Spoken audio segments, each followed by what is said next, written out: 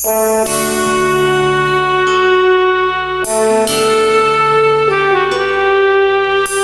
어떻게 할까요? 찬양드립니다. 주님 어떻게 할까요? 벌거벗으니 뭐 주님 어떻게 할까요? 잊지 못하는데 나는 주님만 의지할래요. 주님만 바라볼래요. 주님 의에 옷 입혀주시고 영에는 들게 하소서. 어두워져가는 이 세상 빛이 되어 살렵니다. 주님 어떻게 할까요? 풀지 못하는 손 주님 어떻게 할까요? 하지 못하는 맘 나는 주님만 의지할래요. 주님만 바라볼래요. 주님 주 사랑 베풀게 하시고 생명길 걷게 하소서. 썩어져가는 이 세상 소금 되어 살렵니다. 주님 어떻게 할까요? 듣지 못하는 귀 주님 어떻게 할까요? 말하지 못하는 일 나는 주님만 의지할래요. 주님만 바라볼래요. 주님 주 말씀 듣게 하시고 진리를 말하게 하소서. 진리가 메마른 이 세상 주의 복음 전하렵니다. 아멘. 기도하겠습니다. 은혜로우신 아버지 감사합니다. 우리를 이 땅에서 선택하여 주시고 귀한 교회로 불러주셔서 신앙생활을 할 수 있도록 은혜 주셔서 감사합니다. 저들이 섬기는 교회가 영성적 교회가 되어지게 하시고 하나님의 뜻이 온전히 성취되며 이루어지는 그런 아름다운 교회가 될 수 있도록 주님 도와주옵소서.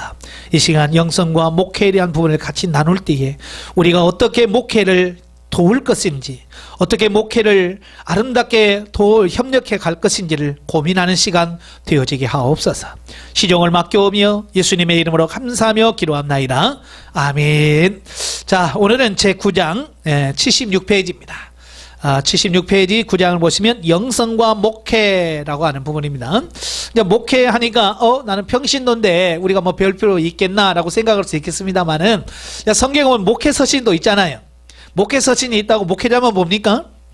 모든 평신도도 같이 보고 도움을 받을 수 있도록 한 성경이거든요. 마찬가지 이 영성적 목회라고 하는 부분도 언뜻 보면 이 목회자에게만 주어지는 부분인 것 같지만 우리 평신도들도 영적으로 세워져서 이 영성 목회에 어떻게 협력하며 어떻게 도와서 이 교회가 우리가 섬기는 교회가 영성적 아름다운 교회가 될 것인가 그걸 고민해야 돼요.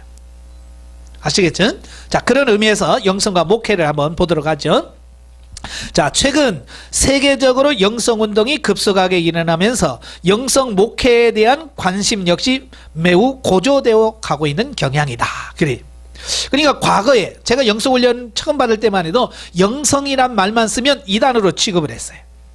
이상한 눈으로 쳐다봤어요. 저거 잘못된 거 아니야 라고 바라보는 그 시점입니다. 자, 그러나 지금은 상황이 많이 변했어요. 이제 영성이 아니면 안 된다라는 말까지 나와요. 그런데 문제는 뭐냐면 영성이 필요하다는 것까지는 인식이 되는데 중요한 것은 영성이 뭔가? 영성에 대한 바른 이해가 없다고 말이에요. 영성에 대한 바른 이해가 없다 보니까 영성이란 말은 하는데 진짜 영성적 목회는 못하고 성도들도 영성적 신앙생활을 못하는 경우를 보는. 그러니까 영성에 대한 바른 이해, 바른 인식이 매우 중요하다는 사실을 보게 되어집니다. 그러니까 초대교회는 그 자체가 영성이었어. 그죠? 초대교회는 그 자체 오순절 성령 임하고 나고요. 그 성도들의 삶 자체가 영성이었어요.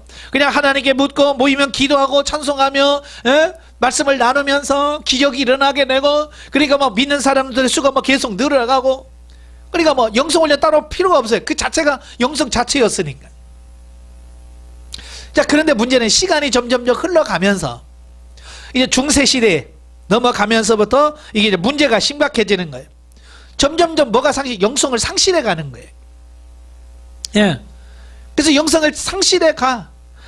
그래서 종교 개혁을 했음에도 불구하고 여전히 영성에 대한 회복이 더디단 말이에요. 그래서 이 교회가 형식화되고 신앙의 본질과 상관없는 어떤 변질된 신앙, 또 변질된 신앙으로 바뀌었어요. 그래서 하나님께서 이 말세에 하나님께서 다시 우리가 회복해야 되는 뭘? 영성을. 초대교회에 가졌던 그 영성, 그걸 다시 회복해서 하나님과의 바른 관계를 회복해야 된다. 그런 의미예요. 그러려고 하니까 뭐 해야 돼? 이 목회를 영성적으로 바꿔야 되는데. 그걸 말씀해 주고 있는 거예요. 자, 그러면 영성적 목회란 뭐냐? 첫째, 하나님의 자녀로 온전케 세우는 사역을 영성 사역이라고 한다, 그 말이에요. 영성 목회라고 하는 거예요. 그러니까 하나님의 자녀를 온전케 세우는 사역. 자, 영성 목회란 무엇이며 그 목표는 무엇인가? 영성 목회란 성도 개인이 믿음으로 복음을 받아들여 성령으로 거듭난 후, 영성 목회는 뭐냐? 예수 그리스도를 믿고 거듭나고 중생한 이후, 성령으로 거듭난 이후에 끝이 아니라 그 이후의 삶이 필요하다는 걸 말하고 있는 거예요. 우리가 계속 말씀하잖아요. 사람이 태어나면 그 끝이 아니라고. 그 다음부터 그를 얼마나 양육하고 잘 교육해서 이 세상에서 필요한 일꾼으로 세워가는 거, 그 중요한 거예요. 그러니까 지금 교회가 예수 안 믿는 사람 구원해내요. 그래서 어쨌든 복음을 전해서 예수 그리스도 영접하게 하고 거듭나게 하고 중생하는 데까지는 열심히 해요. 근데 문제는 뭐냐? 거듭나고 중생한 이후에 그가 하나님의 말씀대로 순종해서 변화되어서 하나님의 일꾼으로 세워가는 일, 그건 별로 못한다, 그 말이에요. 예. 특히 날마다 하나님, 삼일째 하나님과의 교제의 삶을 살면서, 자, 중요한 게 뭐예요? 하나님 우리를 부르신 이유가 뭘까? 하나님 왜 저와 여러분 부르셨을까요? 일 시켜 먹으려고요? 노예처럼? 아니에요. 하나님이 우리를 부르신 것은 교제케 하기 위함이다. 그러니까 하나님과 교제하도록 하기 위해서 우리를 부르셨다라고 하는 거예요. 여러분, 자식들 키워놓지요. 어느 정도 성장하면 이 자식들이 좀 크면 부모를 무시하고요. 부모가 말을 걸어도 틱틱거리고 대답을 안 합니다. 그때 부모가 느끼는 그 감정이 어떤 감정이에요? 배신감이죠. 내가 저런 걸 저러려고 낳았나? 그러면서 예전에 막 그 자녀를 키우면서 고생했던 게 다 생각나면서 억울하고 분합니다. 그렇잖아요. 어떻게 내가 너를 키웠는데 나를 그렇게 무시해? 그렇게 된다, 그 말이에요. 하나님도 마찬가지예요. 하나님 우리를 부르셔서 거듭나게 하고 중생케 하고 우리를 좀 신앙으로 성장케 하신 이유가 뭘까? 하나님이 이쯤에 하나님 됐어요. 하나님 가만히 있어요. 내 마음대로 살려고. 이러니까 하나님 무슨 재미가 있겠어요. 얼마나 배신감 느끼겠어요. 그래서 하나님 뭘 원하시냐면 일하는 것도 중요하지만 하나님과 교제하는 게 이게 진짜 중요한 거예요. 그러니까 효도라고 하는 게 너무 큰 게 아니에요. 그냥 부모님과 앉아서 얘기해주고 도란도란 부모가 말하면 듣고 뭘 시키면 내 순종하고 그러면 이게 진짜 효도하는 거예요. 근데 이걸 모르니까 이 불효자식 때는 뭐예요? 그냥 명절 때나 돈 봉투 하나 주면서 됐죠? 그런단 말이에요. 그러니까 부모는 얼마나 섭해. 내가 지금 돈을 원하는 거냐? 물론 돈도 주면 좋지요. 근데 그보다도 어떻게 해요? 따뜻한 말 한마디에다가 사랑합니다, 존경합니다, 고생하셨네요. 그 한마디가 돈보다도 어찌 보면 더 부모의 마음을 기쁘게 할 수 있잖아요. 예, 하나님과 교제는 뭐로 이루어집니까? 기도로 이루어지는 거예요. 그죠? 하나님과 교제는 기도로 이루어져요. 나중에 더 성장하면 삶으로 이루어집니다만은 하나님과 교제하는 기도로 이루어지는 거예요. 그래서 저와 여러분이 성장하기 위해서 끊임없이 하나님과 교제하는 시간을 많이 가지셔야 돼요. 교제하는 시간을 많이 가지라는 이유는 그것은 결국 기도를 좀 많이 하라 그 얘기예요. 예, 하루에 몇 시간? 예, 5시간씩 꼭 하셔야 돼요. 그래서 이제 영성훈련을 딱 받으시면 이제는 걸어가면서도 기도하고 심지어 운전하면서도 기도하고 자면서도 기도하고 잠꼬대로 주여 하면서 방언으로 기도하고 그 정도 돼야 돼. 그래서 하나님과 교제하게 되면 그때 하나님께서 그 교제를 통해서 영적으로 우리의 감각을 깨우셔서 말씀해 주시고 보게 하시고 들려주시고 하시는 거거든요. 그 다음에 두 번째가 성장하고 성숙해져서 그랬어요. 왜 하나님께서 성장하고 성숙해야 되느냐? 어리면 하나님의 뜻을 이해하거나 깨달지를 못하는 거예요. 한번 여러분 자녀를 낳아서 키워봐서 아시잖아요. 예? 애기들은 뭐 부모의 마음을 알아요? 몰라요. 그냥 지가 주인이야. 그냥 배고프면 무조건 울어대고 지가 힘들면 그냥 울어 제껴. 하루 종일 일하고 피곤해서 야 좀 자자 그러면 애기들이 알아요? 그냥 또 그냥 울어 제끼고 부모의 마음은 전혀 이해를 못해요. 그냥 지가 원하는 대로만 해달라고 하는 거야. 예? 하루 종일 일하고 와서 피곤한데 업어달라고 계속 울어 제끼지. 예? 어리니까 부모의 마음을 전혀 이해를 못하는 거예요. 근데 그런 아이들도 성장하게 되면 어머니 뭐 피곤하세요? 주무세요. 오늘은 푹 쉬세요. 이래서 뭐 자리 깔아주고 다 하잖아. 왜? 이해를 하니까. 그 비유예요. 우리가 영적으로 성장을 하게 되면 하나님과의 관계 속에서 그런 관계가 이루어지는 거예요. 그래서 아까 우리가 찬양 들었잖아요. 주님 어떻게 할까요? 주님 어떻게 할까요? 물어서 주님께서 말씀하신 대로 순종해가는 삶이 성장하면 이루어지는 거야.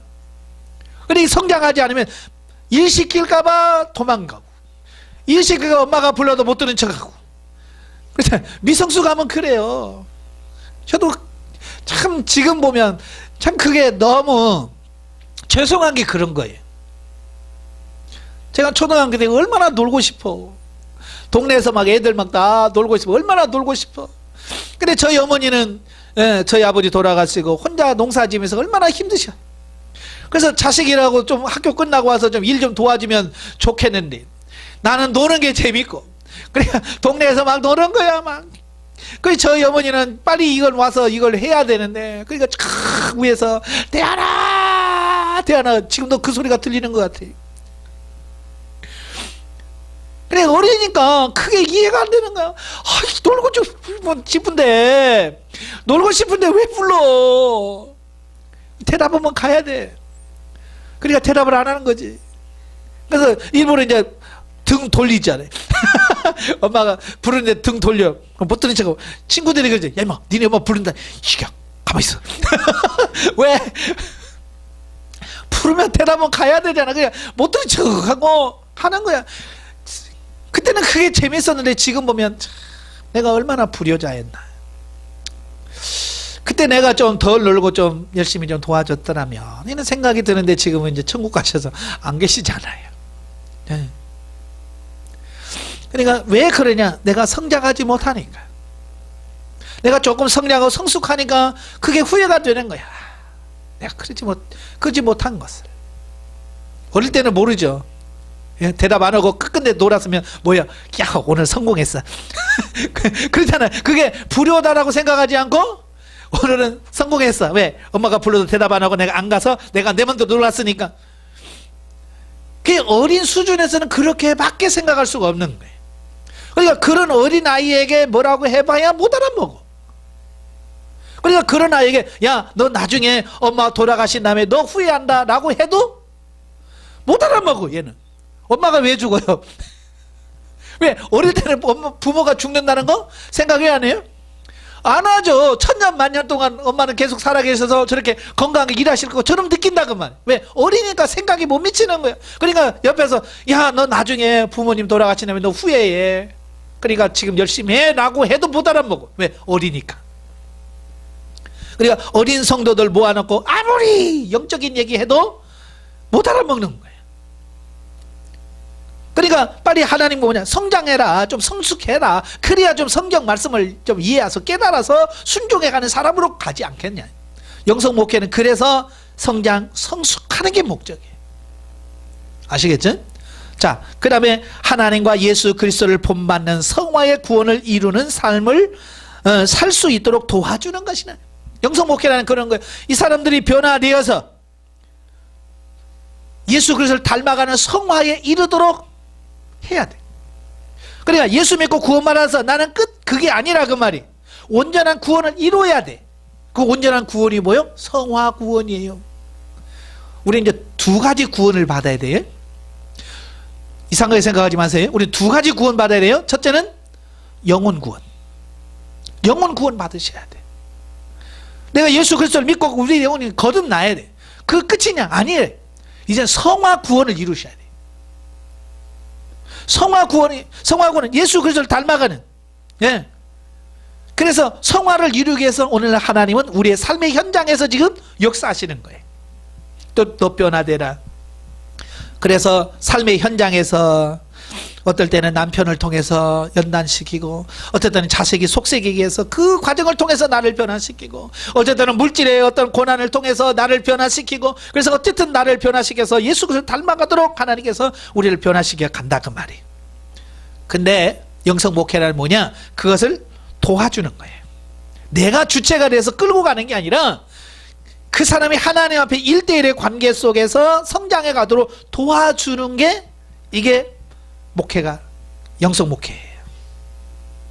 자, 요즘에 이제 가장 큰 문제가 뭐냐면 부모가 자식들의 다 문제를 다 해줘 버리는 거예요. 그러니까 애들이 집에 오잖아. 그러면 오늘 숙제 뭐야? 내놔. 엄마가 다 해줘 버려. 그 숙제 누가 해야 돼? 애들이 해야 되잖아요. 애들이 해야 지 숙제가 되고 지 지식이 되고 지가 되는데 부모가 다 해줘 버리는 거예요. 뭐 만들기? 뭐 만들어? 넌 놀아. 부모가 다 만들어줘 버리는 거야. 그러니 그 자식이 뭐 할 줄 알아? 그러니까 지금 뭐 군대 가서도 엄마 상관 이러는데 어떻게 해야 돼? 군대 가서도 부모님한테 물어보고 시키는 대로 한다니까. 이거 큰 문제예요. 신앙생활도 마찬가지. 신앙생활도 20년 30년 했으면 하나님과 관계 속에서 아버지 어떻게 할까요? 그래서 하나님 말씀을 듣고 봉사하고 해야 되는데 뭐요? 목사님 뭐예요? 목사님 어떻게 할까요? 그래서 목사님 말만 떨어진 그 가지고 그거만 해야 되는 거예요. 그렇게 가르쳤어요. 지금까지. 내 말만 들어. 내가 시키는 대로만 해요. 다른 사람 말 듣지 말아요. 목회가 그런 목회였어요. 꼭 마치 모든 걸 다 해주는 부모처럼. 그러니까 지금 신앙생활 몇십 년 해도 성령의 음성 듣고 신앙생활하는 성도들 있어요? 없어요? 없어요. 못 들어요. 예. 권사? 몰라. 장로? 몰라. 심지어 목사가 돼도 몰라요. 왜? 그런 걸 배웠어야지.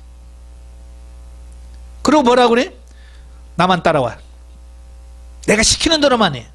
이렇게 되어지는 거예요. 그러니까 하나님 앞에 자발적으로 서서 세워져 가는 성도가 되는데 그게 아니라 목사 종이 되고 목사의 어떤 제자가 돼서 거기서 시키면 시키는 것만 하는 이런 사람이, 이거 얼마나 불쌍해요. 오늘 지금 그러면서도 나는 목사님 말씀만 들어. 안 듣는 것보다 낫겠죠. 그런데 그게 다가 아니라는 사실은. 정말 중요한 것은 뭐예요? 하나님의 음성을 듣고 하나님 뜻에 순종하는 그 단계까지 가야 되는데 그 단계까지 못 가는 게 문제라는 말이에요. 자, 두 번째, 성도를 영성적 신자로 양육하려면 영적 안목이 열려야 된다. 그 말이. 그러니까 목회자는 성도들이 교회 생활이나 실생활 등의 외적인 부분을 조금 부족할지라도 영적으로 성장하는 과정을 정상적으로 밟고 있는가를 살필 줄 알아야 한다. 그러니까 보통 사람들은 외적인 모습을 가지고 사람을 평가해요. 그러니까 지금 그러잖아. 그 사람 믿음이 좋다. 뭘로 평가합니까? 자, 여러분 교회에서 참 그 사람, 그분 믿음 좋아. 그 집사님, 그 장로님 믿음 좋아. 뭘 가지고 판단해요? 예, 교회 예배 안 빠지죠? 헌금 생활 잘하지요? 그 다음에 봉사 열심히 하면 1등이에요. 과연 그럴까요? 예? 그거 한다고 최고일까요? 아니라면 그건 언제 바뀔지 모르는 거예요. 그러니까 시험 들기 전에는 막 교회에서 막 엄청나게 열심히 합니다. 근데 어느 날 시험 들면 어떻게 해요? 교회고 나발이고 뭐고 소용없는 거야. 예, 시험 들면요 뭐 아무것도 없어. 나중에 뭐 하나도 없어. 그게 진짜 신앙이냐는 거예요. 그게 갈라디아 교인들이고 고린도 교인들이에요. 갈라디아 교인들이 처음 사도 바울을 통해서 복음 받을 때 어떻게 드렸어요?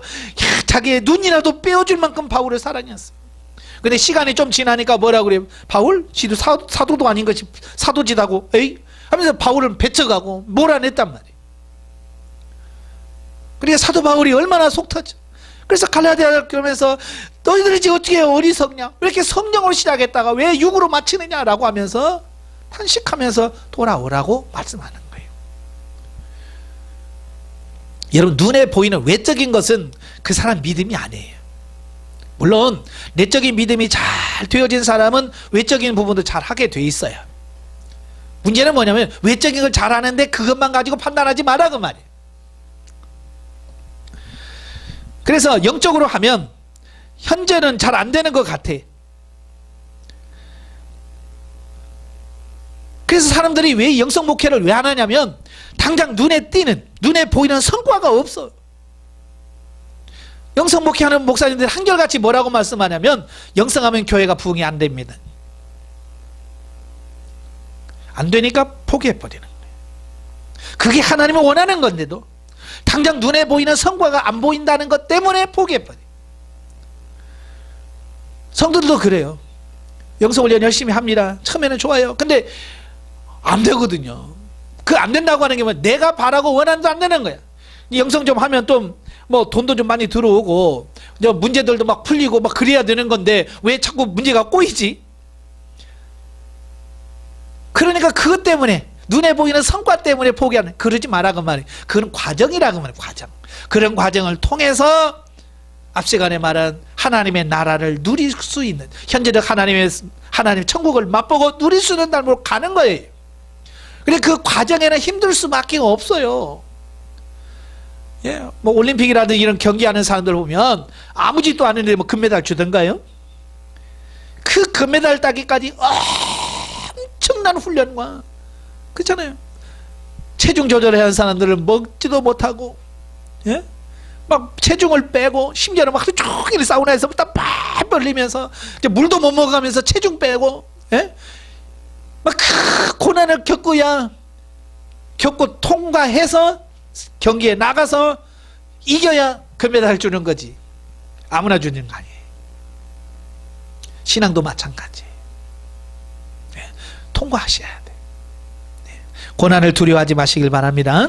예, 그래서 정말 중요한 게 뭐냐면 외적으로 교회 잘 나오네, 저 사람 됐네가 아니라 교회 잘 나오지만 정말 저 사람이 영적으로 성장해서 잘 나오는 건지, 그냥 재미로 잘 나오는 건지, 원래 습관적으로 잘 나오는지.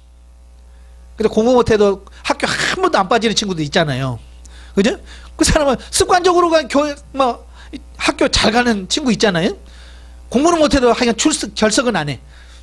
교회도 마찬가지예요. 영적으로 성장하지 않으면서 출석은 잘하는 사람이 있어요. 예. 그러니까 그걸 분별할 수 있는 영적인 안목이 열려야 된다 그 말이에요. 그래서 그런 사람들에게도 영적으로 성장해서 봉사하고 영적으로 성장해서 출석 열심히 할 수 있도록 그걸 도와줄 수 있어야 돼.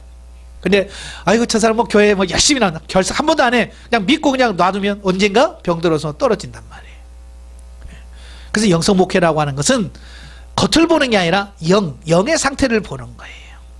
그러니까 그를 볼 수 있는 영의 안목이, 영안이 열려야 된다. 영적 안목이 있어야 된다 그 말이에요. 세 번째로는 성도들의 영적 성숙에 늘 관심을 갖고 지도해야 된다라고 하는 거예요. 그러니까 목회자는 성도가 정상적인 영적 성장을 이루고 가고 있는지 아닌지 늘 관심을 갖고 개개인을 보살피며 살펴야 된다라고 하는 것을 말씀해 주고 있습니다. 그러니까 영성 목회를 하게 되면 처음에는 사람들이 와서 적응을 못해요. 왜냐하면 지금까지 들어왔던 말씀과 많이 다르단 말이에요. 왜냐하면 지금까지 많은 사람들이 무슨 설교에 익숙하냐면 예수 믿고 복 받는, 뭐뭐 했더니 이런 복을 받더라. 건강하려면 봉사하고, 건강하려면 전도하고, 건강하려면 새벽기도 하면 건강 주시고, 물질 하시면 물질을 복 받으면 물질을 많이 헌금하면 복 받고. 자, 어떤 그런 부분에 굉장히 익숙해 있다 그 말이에요. 근데 영적인 부분은 그런 것보다는 뭐예요? 육신의 어떤 그런 부분을 이루는 것이 아니라 영이 성장하는 영, 지금까지 관심 없던 그 부분에 대해서 말씀하시고, 자아가 깨져야 된다는 부분, 내가 죽어야 된다는 부분, 이런 거 처음에는 이게 뭘까? 그래서 적응하기 참 어려운 부분이 있어요. 그게 사실이에요. 그러나 그런 부분들이 조금만 바뀌어지게 되면, 성도들의 가치관만 바뀌어지게 되면 이제 본인이 깨달아 뭐가 중요한지. 그냥 복 받아라 라고 하는 처음엔 좋아. 근데 그게 의미가 없다는 걸 알게 되면 그런 말에 귀를 기울일 수도 있는, 의미가 없어. 내가 고난을 받아도, 내가 힘들어도 이게 생명이 돼 라고 하는 것을 깨달으면 이제는 순종할 수 있게 되어지는 그 부분이 되는 거예요. 그러니까 정말 중요한 게 뭐냐, 영적인 성장과 성숙에 대한 부분에다가 더 초점을 맞춰야지. 다른 거에다가 관심 두면 안 된다 그 말이에요. 네 번째로는 영성 목회는 인내심을 가져야 된다 그래요.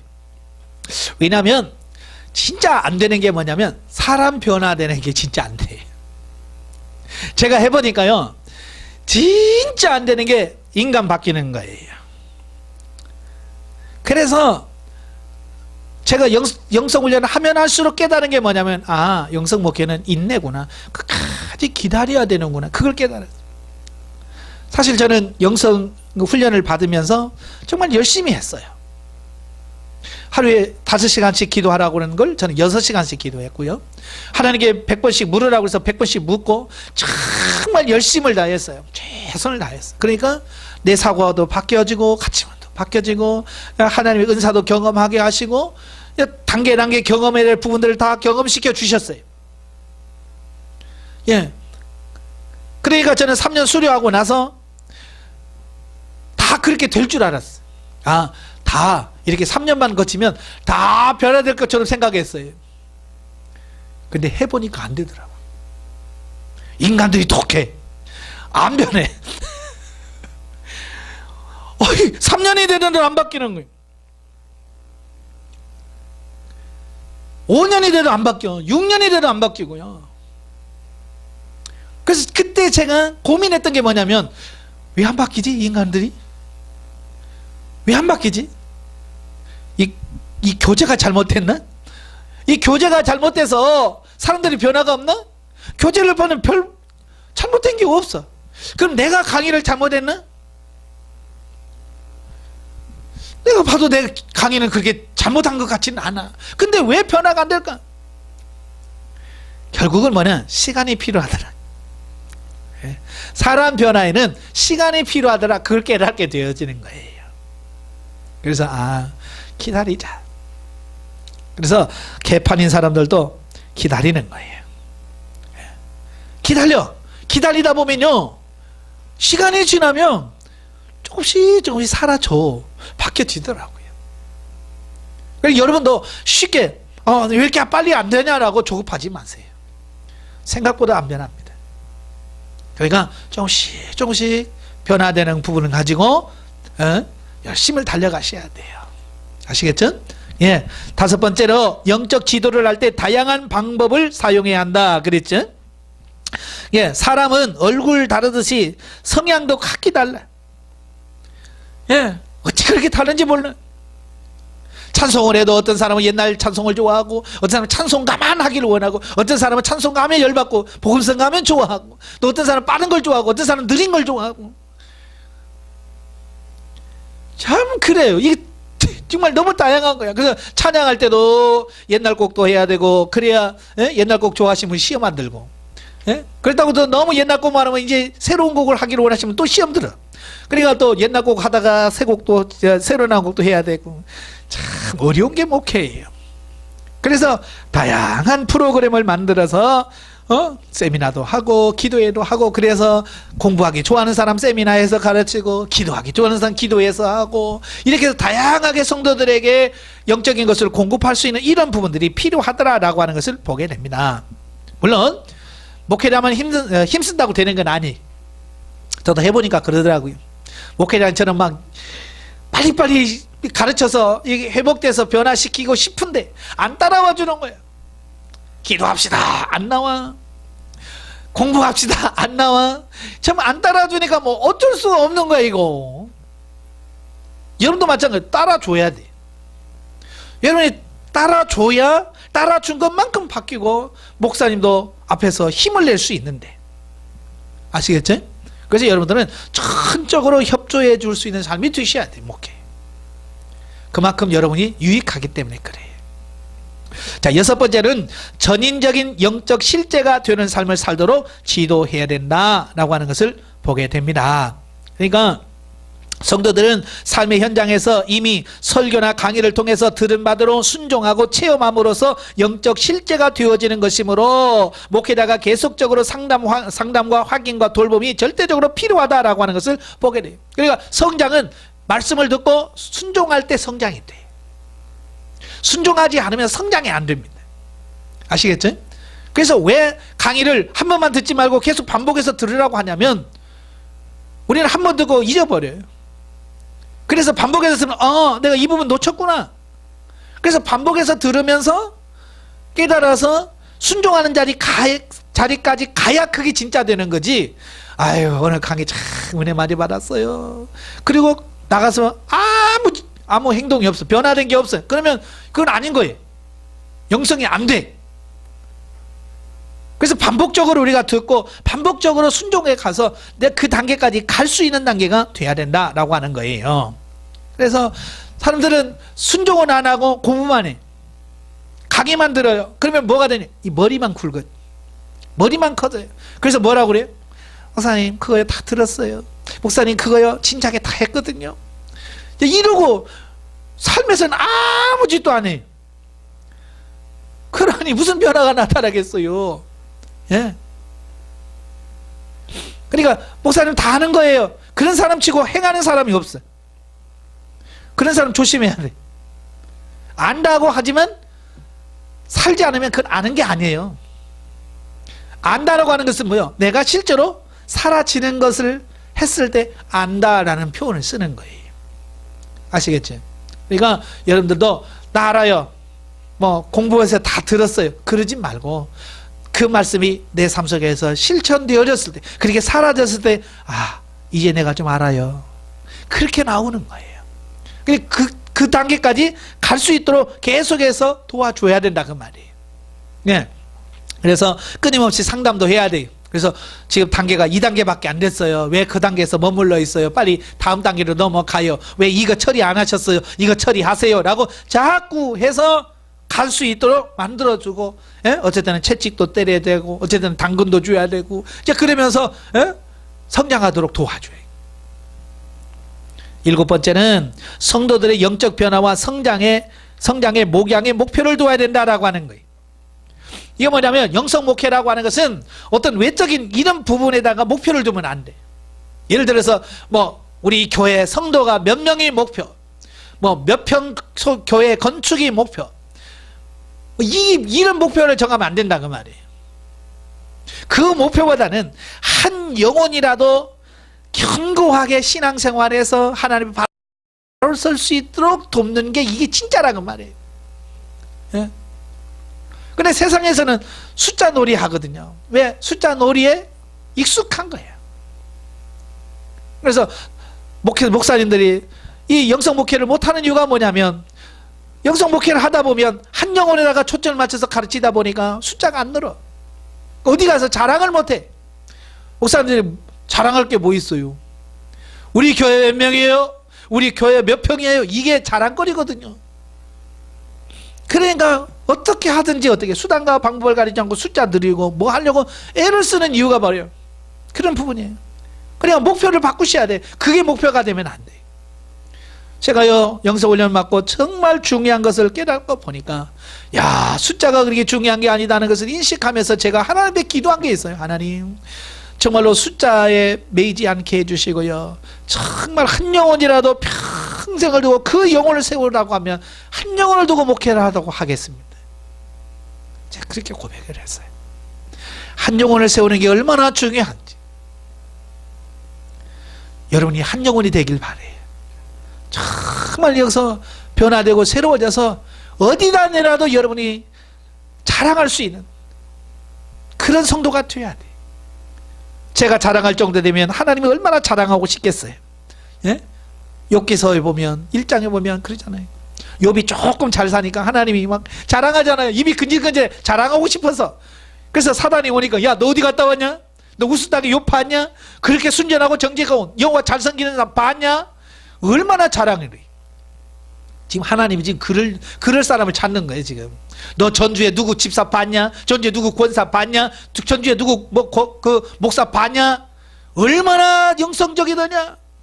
자랑하고 싶은 거야 하나님이. 근데 지금 우리가 자랑할 수 있는 거리를 못 주는 거야 하나님 앞에. 지금 하나님께서 얼마나 지금 사탄이 와서 하나님 좀 보여봐요, 누가 좀 잘 사는지. 그래도 누구의 어디 가면 누구 있다 걔 봐봐 라고 할 만한 사람이 없으니 하나님 마음이 얼마나 답답하겠어요. 바로 그 사람이 여러분이 되셔야 된다 그 말이에요. 그러니까 여러분들도 자꾸 목사님한테 왜 우리 교회 부흥한대요, 왜 숫자가 안 늘어나요, 그거 자꾸 가지고 하지 마세요. 정말 중요한 게 뭐냐면 성도 한 사람 한 사람을 세워서 하나님을 바로 세워가는 게 너무 그게 중요한 거예요. 여러분 자신이 먼저 세워지는 게 정말 중요하고요. 아시겠죠? 예. 8번째, 신령한 은사를 주신 궁극적인 목적을 깨달아야 한다 그랬지요. 자, 신령한 은사를 실용주의로 사용하는 것에 그쳐서는 안 된다. 은사는 왜 주셨다고 그랬어요? 신령한 집을 짓는 덕을 세우라고 은사를 주셨잖아요. 근데요, 은사를 사용하다 보면 많은 문제가 발생할 수 있어요. 왜냐하면 아직 사용할 줄 모르는 사람들이 은사를 막 쓰다 보면 문제도 발생하게 되고요. 또 이 은사가 활용되어지는 과정 속에서 정말 많은 현상들이 일어나요. 여러분 한번 보세요. 기도할 때 우리 주의 세모로 기도합시다 그러면 기도하는 모습이 다 같아요? 다 틀려. 어떤 사람은 두 손 들고 기도하는 사람, 어떤 사람은 울면서 기도하는 사람, 어떤 사람은 고래고래 소리 지르는 사람, 어떤 사람은 활활활 막 누구 말로 개소리 하면서 막 강아지 울음소리 하면서 하지. 그러니까 그런 것 때문에 시험 든 사람 많아. 그럼 왜 그러냐고. 성령의 은사는 다양하게 나타나는 거야. 예? 무슨 말인지 아시지? 그러니까 남 가지고 왜 저 사람은 저래라고 해서 시험 들 필요 없어요. 그러니까 목회자라고 하는 것은 다양한 경험들을 통해서 그런 시험에 들 때에 그런 분들에게 그럴 수도 있다, 이럴 때는 이런 현상이 벌어지니 그럴 때는 그럴 수 있어요 라고 충분히 이해를 시켜서 해야 되는데, 목회자가 그런 경험이 없다 보면 그지 더 안 되지. 너 기도할 때 그러지 마 이렇게 되어지는 거예요. 기도를 해서 그 단계를 초월해서 넘어가서 그 다음 단계를 넘어가야 되는데 그걸 못 견뎌서 하지마, 방언 기도하지 마세요, 이렇게 하지 마세요. 그래서 못하게 만들어 버리는 거예요. 그래서 그 다음 단계로 못 넘어가는 거예요. 그러니까 다양한 경험이 필요한 거예요. 저도 참 기도하다 보면 참 별세된 사람 만나요. 안양에서 목회할 때 보면 기도하러 부흥회 때 오면 꼭 그분이 있어요. 교회 앞에서 뒤로 뛰어다니는 사람이 있어요. 예? 그냥 그분은 막 뛰어야 돼. 막 뛰어야 돼. 그러니까 사람들이 막 처음에 하고 막 시험 들어가지고 뭐 저런 사람이 있어요. 뭐 잘못되는. 제가 그런 사람들 만나서 그럴 수도 있어요. 저분은 처음 은혜 받고 하나님 만날 때 저렇게 만났어요. 물론 좀 더 가면 그런 부분이 사라지고 바뀌겠죠. 그때까지 기다려 줍시다. 그러니까 시험 들었던 분들이 그런 걸 통해서 다시는 그런 걸 시험 안 두는 거예요. 아, 그럴 수 있겠구나. 예. 다양하게 경험을 해서 이게 설명을 해줄 수 있고 할 수 있어야 된다 그 말이에요.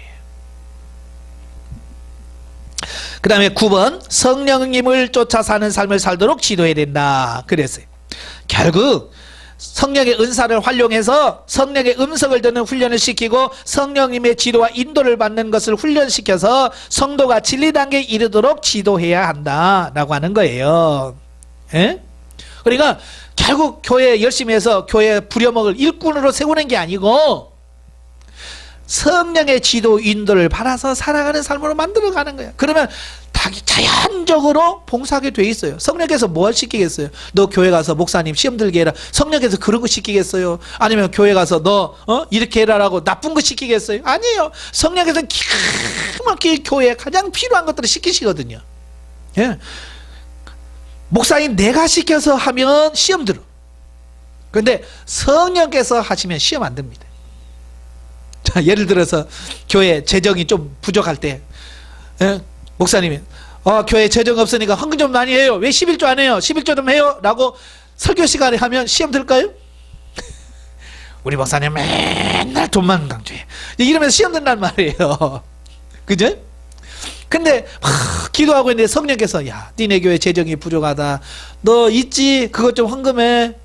성령께서 그렇게 하셔서 아멘 하고 돈을 들여서 저렇게 헌금을 드린다면 누가 시험 들겠어요?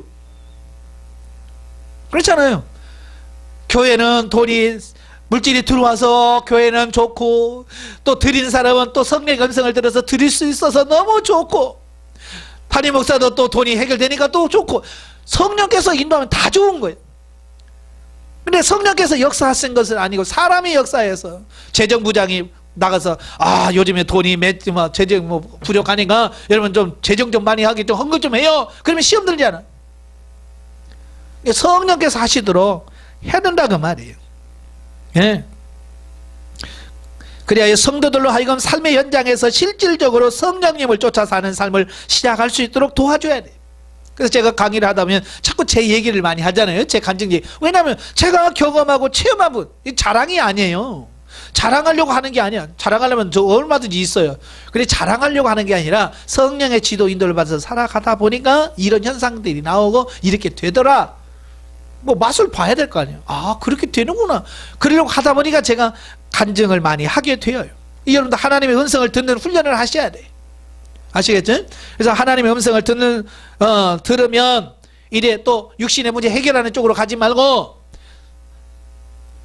말씀에 순종하도록 가르쳐야 돼요. 저도요 은사가 나타나고 방언 통역 예언되니까요 막 하나님 뜻이 막 깨달아지니까 하나님 음성에 들으니까 너무 신나더라고요. 그러니까 제가 뭐라고 기도한 줄 아세요? 하나님 로또가 몇 번이에요 이번 주? 아니 그게 나오더라니까 기도하다가 제가 깜짝 놀랐어요. 그러니까 하나님께서 로또 맞추라고 방언 통역 예언 주었어요? 아닌데도 이 사람은 욕심이 생기고 욕망이 생기니까 요거 가지고 한몫할 수 있겠다라는 생각이 들어요. 그래서 그렇게 한다 그 말이. 그래서 그렇게 하면 안 되는 거예요. 우리는 하나님의 뜻을 깨달아서 하나님의 말씀에 순종하는 단계로 가도록 우리가 바꾸시고 훈련하는 것이 필요하다 그 말이에요. 예. 10번에 보시면 평신도가 참여하는 협력 목회가 되어야 된다. 그러니까 목회는 사실 목사 혼자 하는 게 아니잖아요. 모든 목회자를 비롯해서 모든 성도들이 하나가 돼서 가야 돼. 그래서 평신도는 사명과 소명과 탤런트에 따라서 봉사를 열심히 하셔야 돼요. 여러분이 상담을 하게 되면 이제 사명, 소명, 탤런트를 말씀할 거예요. 그러면 그걸 꼭 기억하시면서 기도하실 때마다 주님 내 사명이 이겁니다. 내 소명이 이겁니다. 내 탤런트가 이건데요. 이것대로 살 수 있도록 도와주세요. 하고 더 열심을 해서 사라지는 데까지 가서 정말 하나님 원하시는 대로 순종해가는 그런 부분이 되셔야 돼요. 아시겠죠? 예, 넘겨서 80페이지 보시면 본을 보이는 사역. 그러니까 영성사역에서 가장 중요한 게 뭐냐면 이거예요. 본을 보여주는 거예요. 그러니까 양육은 설교하고 가르치기만 해서는 되는 것이 아니라 목회자가 먼저 말씀대로 사는 삶이 어떤 것인가를 보여주어야 한다. 대부분의 신자들은 목회자의 신앙이 그들의 삶과 행동의 기준이 되기 때문이다. 그러니까 목회가 힘든 게 뭐 돈이 없어서 힘들고 이게 아니에요. 내가 삶의 본이 보여야 돼. 기도의 본을 보여야 되고 순종의 본을 보여야 되고 하나님의 음성을 듣는 것을 본을 보여야 되고 이게 다 본을 보여서 이렇게 사는 거예요 라고 해야 성도들이 보고 따라오거든요. 예, 그러니까 본을 보이지 않고 말로만 하니까 성도들은 말로만 하지 삶이 안 따라오는 이유가 그거예요. 변화되지 않고 하니까 그런 거예요. 그러니까 제가 가장 훌륭한 설교는 뭐냐? 보여주는, 눈으로 보여주는 설교가 가장 훌륭한 설교다. 예. 부모가 자식한테도 말씀할 때도 마찬가지예요. 자녀들한테도 내가 살면서 내가 이렇게 하잖니 너도 나처럼 해봐. 그게 중요한 거예요. 우리 예전에 부모들은 그렇잖아요. 자기는 진짜 성경 한 장 안 봐. 그러면서 자식들은 공부해라. 자기는 TV 보면서 연속극 보면서 야 공부해. 그러니까 자식이 뭐예요? 엄마는 TV 보면서 왜 나만 공부하래? 그러니까 안 하는 거지. 그렇잖아요. 그 자식이 정말 공부하기를 원하면 책상 다 펴놓고 야 나 지금부터 성경책 읽을 테니까 너도 공부해라. 그래서 같이 성경책 읽어가면서 공부하면 보고 따라 하겠죠. 그렇잖아요. 안 하면서 하라고 하니까 안 하는 거죠. 본을 보이는 게 그리 중요한 거예요. 그래서 첫째, 헌금 생활에 본을 보여야 된다. 예. 목회자가 먼저 드리는 헌금의 삶을 보여주셔야 되는 거예요. 예. 그러니까 목회자가 욕심 부리지 않고 사는 모습을 보여주면 성도들이 아 우리 목사님은 물질이 문제가 아니고 참 하나님이 신실하게 물질 문제를 하시더라. 그럴 때는 뭐요? 믿고 헌금하는 거예요. 헌금의 본을 보여주는 것. 그 다음에 두 번째, 성도들의 영적 성장에 관심을 두는 모범을 보여야 돼. 그러니까 말로는 영적인 사람을 원한다 그러면서 자꾸 육적인 걸 원하거나 막 그러면 안 되겠지. 자, 세 번째로 하나님과의 관계가 회복된 모습을 보여야 한다. 하나님과 본인의 관계가 상대적인 것이 아니라 삶의 가치관 전체가 하나님 중심으로 바뀌어 있어서 하나님의 모든 일에 하나님과 동행하며 사는 삶이 무엇인지를 보여주는 삶이 되어야 돼. 계속 뭘 말해요? 본이 되어야 된다라고 말씀하죠. 본. 이게 중요한 거예요. 이게 목회자만 그런가요? 아니에요. 목회자뿐만 아니라 여러분도 본이 되셔야 돼. 저도 영성훈련하면서 이게 교회에서 본이 되신 분들은 계속해서 영성훈련으로 인도합니다. 예. 왜냐하면 삶의 본이 되니까 사람들이요 빛이 되니까 보이고요 상담하러 와요. 영적인 고민을 말 안 해도 나 영성훈련 안 받아요 라고 말 안 해도 나의 삶을 통해서 보여주니까 빛이 돼. 그러니까 사람들이 뭔가 다르다 저분은. 그래서 고민하면서 와서 집사님 보면 뭔가 다른데 뭐 그 이유가 뭐예요? 라고 말할 때 나도 영성을 받아서 그렇다. 그래서 영성을 소개하니까 그 변화된 삶을 보니까 영성에 대한 신뢰가 오는 거예요. 그러니까 그분이 소개하면 훈련을 받아. 근데 이 본이 안 되는 사람이 영성훈련 받아. 그러니까 그게 뭔데? 이게 삶이 변화되는 거야. 근데 그 말하는 사람이 안 변한 거야. 그러니까 그거 뭐 파트너마나 똑같겠네. 왜? 변화된 게 하나도 없는데 뭐.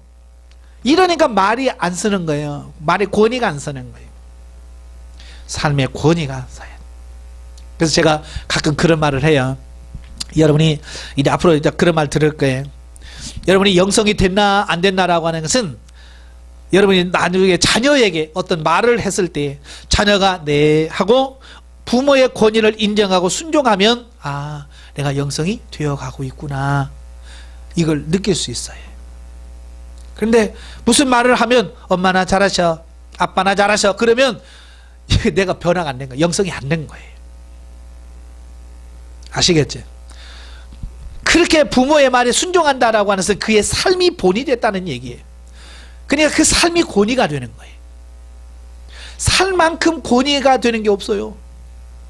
그렇잖아요. 국회의원들이 왜 권위가 없어요? 본의 안 되거든요. 백성들의, 그러니까 제일로 나라에서 신뢰 못하는 조직이 누구냐? 그러니까 국회의원이 1위에 항상. 왜냐면 그들은 말만 하지 본은 안 보이는 거예요. 본을. 여러분이 본을 보여주는 삶이 되셔야 되고요. 네 번째로 영성 목회의 열매는 선교로 나타나야 된다. 그러니까 결국 영성 목회에서 세며지면 영혼을 구원하고 영혼을 살리는 부분으로 가야 된다라고 말씀해주고 있는 거예요. 자, 세 번째 영성 목회와 구속사적 성경 이해, 이 부분은 읽어보시면 될 것 같고요. 중요한 것은 이제 하나님께서 여러분을 훈련시켜 가실 거예요. 그래서 이제 앞으로 입문 과정을 마치면 훈련 과정에 들어가면 훈련 과정과 성경 과정으로 같이 가요. 이제 성경도 창세기부터 요한계시록까지 쭉 같이 볼 겁니다. 왜 성경을 같이 보느냐? 결국 우리가 살려고 하는 그 말씀이 성경이거든요. 그러니까 성경을 모르면 영성적 삶이 안 나와요.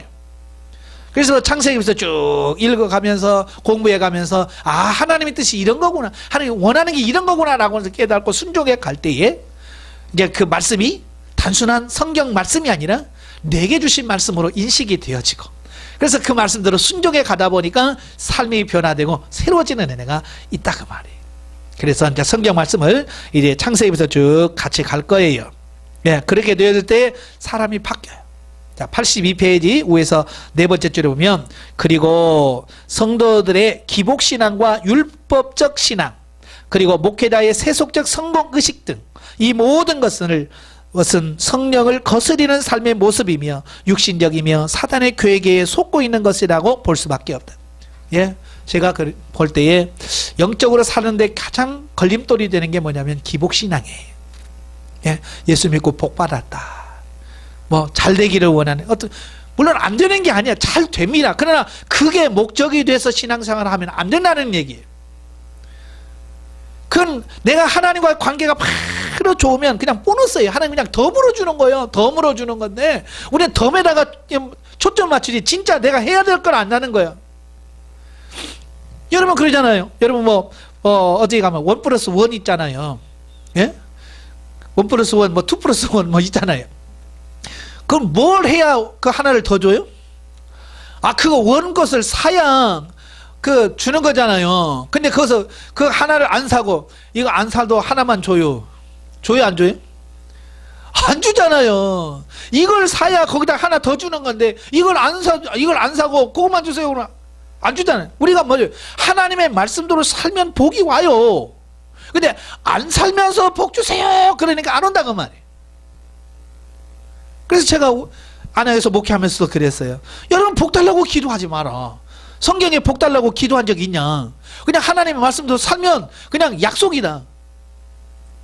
내가 이렇게 해주겠다 약속이기 때문에 그 말씀대로 살면 그냥 오는 거예요. 왜? 약속이니까. 그러니까 하나님 이거 주세요 아니고 그냥 살면 주는 거예요. 우리가 살지 않기 때문에 하나님께서 주시는 걸 못 받는 거예요. 그래서 우리가 기복신앙 또 율법적 신앙이 참 문제예요. 외적으로 보면 기가 막혀. 흠잡을 게 없어. 교회 예배 시간을 빠지기를 11조를 한 번이나 빼먹은 적이 있어. 뭐라 하나도 없어. 근데 진짜 중요한 게 뭐예요? 하나님과 관계가 없어. 이게 참 문제예요. 유대인들이 왜 예수님이 왔는데도 안 받아줬느냐? 바로 율법적 신앙이에요. 나 잘하고 있어. 내가 못한 게 뭐 있어? 라고 하는 그것 때문에 예수님은 영접하지 않은 거예요. 오늘날도 마찬가지예요. 영성을 소개해도 안 받아들인 사람이 누구예요? 그런 사람들이에요. 나 영성 안 받아도 나 예배 안 빠져. 나 영성 안 받아도 나 봉사 이렇게 많이 해. 나 영성 안 받아도 나 이렇게 헌금 많이 해. 그것 때문에 속지 마세요. 율법신앙에 속으면 유대인처럼 돼. 결국 예수님을 영접하는 게 아니라 예수님 십자가에 못 박혀 죽게 만들어요. 그래서 우리의 사고와 가치관이 바뀌어야 되는 거예요. 그러려고 이 목회를 하는 거고, 여러분도 그런 목회를 하는 목사님들을 열심히 돕고 협력해서 하나님의 나라가 더 확장되도록 돕는 그 사역을 여러분들이 하셔야 돼요. 아시겠죠? 기도하겠습니다. 은혜로우신 아버지 감사합니다. 오늘 영성과 목회에 대한 부분을 같이 나누었습니다. 정말로 우리가 기복신앙과 어떤 율법적 신앙에 매여서 신앙생활하는 것이 아니라 정말로 하나님의 말씀이 기초가 되어지고 그 말씀을 붙들고 승리하는 우리들이 되어질 수 있도록 도와주시옵소서. 이 땅에는 모든 교회가 영성 목회하는 교회가 되어지게 하시고 우리 훈련받는 성도들이 정말로 영성 목회의 협력자가 되어 교회를 세우고 하나님의 나라 확장하는 일에 기둥 같은 일꾼으로 세워지는 역사가 있도록 주님 도와주시옵소서. 예수님의 이름으로 감사하며 기도합나이다. 아멘. 하나님께 영드리겠습니다.